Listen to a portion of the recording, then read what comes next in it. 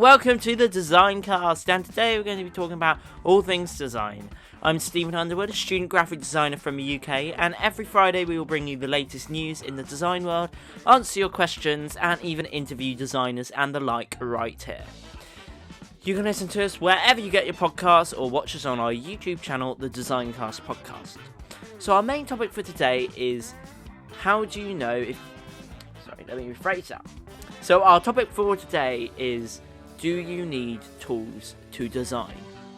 Now, what I mean by that is, what tools do you need as a beginner, especially to actually do graphic design or design? Now, this is one of those very controversial topics which I think we should explain. Basically, as you'll know, if you work in the industry as a full-time creative, industry standard for software and tools is generally the Adobe Creative Suite, which can be quite a hefty price, about £60, $60 a month, wherever you are in the world, which can be quite a hefty price.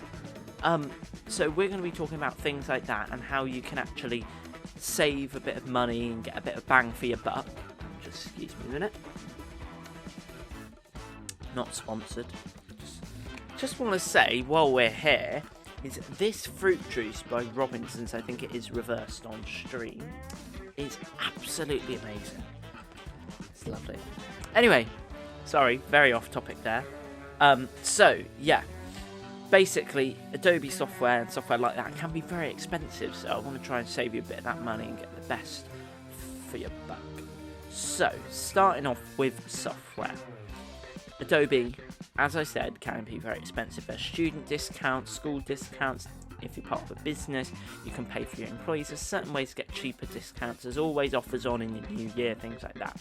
So that could be a way to go. Or you can buy individual softwares. But if you buy the whole suite, it can be quite hefty. Anyway, so I'm going to move on to now some free alternatives.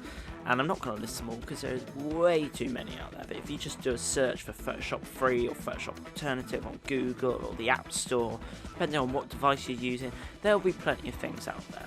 So just to let you know though, there is a Photoshop and Lightroom and Illustrator, and I think there might be a couple more Adobe softwares on the iPad. So you can actually get them, but you still have to have an Adobe subscription to use them. So basically, there's things like Photopea, which is Photoshop Alternative on the web. I don't personally recommend it because it is slow, but it has a lot of the features. However, if you want a free alternative, you need to open a PSD, something like that. It works. There's softwares like GIMP, which is another free Photoshop alternative. It's actually a software. Then there's Canva, which I talked about in last week's podcast. And there's also things like Vectornator, which is an amazing vector piece of software, similar to Adobe Illustrator. Unfortunately, though, it is only on Apple, not on Windows. Works on Mac, iPad, and I think iPhone as well. And for things like Lightroom, there's an alternative similar. It's called Snapseed on mobile, and there's loads of different alternatives on mobile for editing photos, a bit like Lightroom. And I'm not 100% sure, but I do believe you can use Lightroom without a subscription on mobile, but I might not be right with that. But the point I'm trying to get at is there is many alternatives out there. So if you want to save a bit of money on software, that's fine. But the key thing I want to stress in today's podcast is you don't need the software to actually create good design or art. You know, if you're an artist especially, if you can put pen or pencil to paper, you can start, you're fine. If you're a designer, it's a little bit more tricky because designers, especially graphic designers, tend to go more with graphical and digital approach, which is what most graphic designers are comfortable with, and I'm one of them, I admit. But we all have to start from that base of sketching, drawing, coming up with ideas. So any designer, any photographer, potentially any artist will need to start with pencil or pen and paper. And most people can afford that or will have that lying around anyway. You don't need fancy pencils or fancy paper, at least to start with, unless you're going to do beautiful paintings or oil drawings or whatever. That doesn't matter unless you're doing advanced sort of art techniques. So then it comes on to art supplies. Art supplies can be very expensive, sort of paint, oil, pastels, pencils. But the good thing about art supplies is obviously things like paints now will run out over time, but they will last a lot longer if you keep them going. So pencils you can have for years and they'd be fine. Or pens. Paints, not as such. Pastels, maybe. There's multiple art supplies out there, but don't always go with the most expensive and think, oh, they're amazing, they've got so many good reviews, I've heard people talk about them. If you know they're good, you've used them, then maybe. But if you really want to try and save a bit of money but not get really bad equipment, I'd say sort of go in the middle ground. So yeah, you just got to keep trying to make sure that you can get cheaper alternatives. But this isn't all about, we're going to do design and art really cheaply. Because then if you look at photography, it's a completely different story. If you're a filmmaker or a photographer, things change completely. And I also know this from experience. The camera you are listening and watching me on now is £700. Yes, that's right, it cost me £700. And it's very compact. If you want to look it up, it's the Sony ZV-1. Fairly new camera. Yes, I would put the price up as well, but £700 camera. I do think it's worth it because it's 4K and it's brilliant. Just to let you know, when you're looking at me now, if you are watching on our YouTube channel, it isn't 4K just because of how I'm setting up the stream here. But that was a big investment, and I had to decide, did I really want that? Because I mainly use it for YouTube, really, YouTube and podcasts and things like that. So I thought, is that investment really worth it? And yes, it's paid off because I made product advertisements, had a little bit of fun with it, and also taking really good photos on it as well.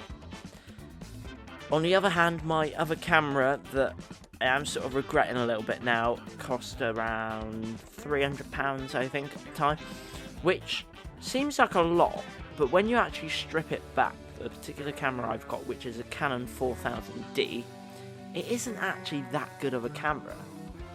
It takes photos, it's good quality, don't get me wrong, but the kit lens it comes with isn't great, especially for zoom. Sometimes it has a bit of distortion occasionally, and the focus and sort of blurring isn't great neither. Isn't very steady. It can shake quite easily and blur the image. So the steadiness and focus is something that's quite hard about that camera as well. But that's £300, so if I wanted to get a better photo or a better camera, it could cost me £500 or upwards, which I'm not doing anytime soon. But it just goes to show how if you really want to commit to what you're doing, you will along the line have to spend a little bit more money than you really want to, as long as you've got that money, of course, because I'm not suggesting people take out loans or just pay for things willy-nilly, because you have to be certain you know what you want. And that's why this podcast episode is so important today, because you have to be certain you need what you need.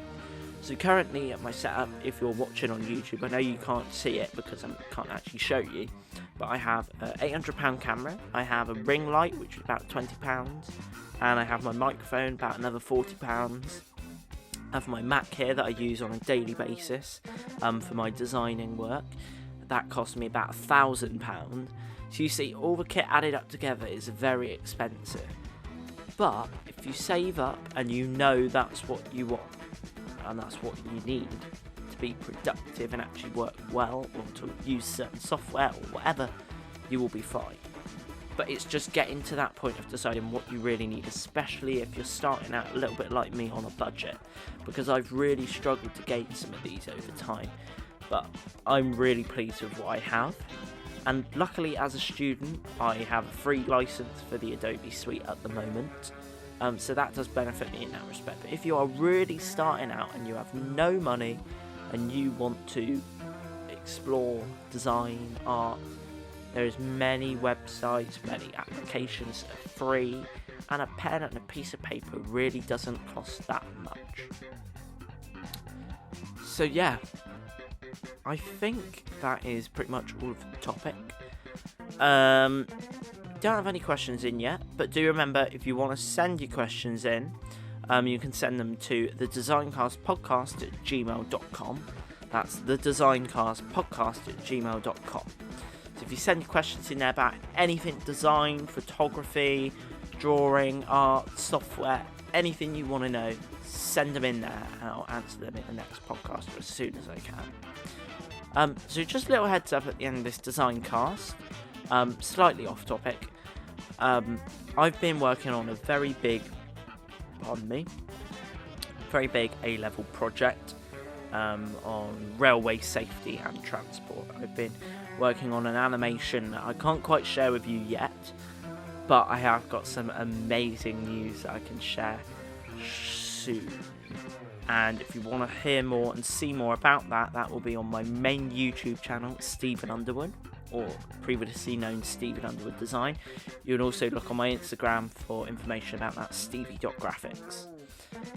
So yeah, I think that's going to be about it for today's podcast.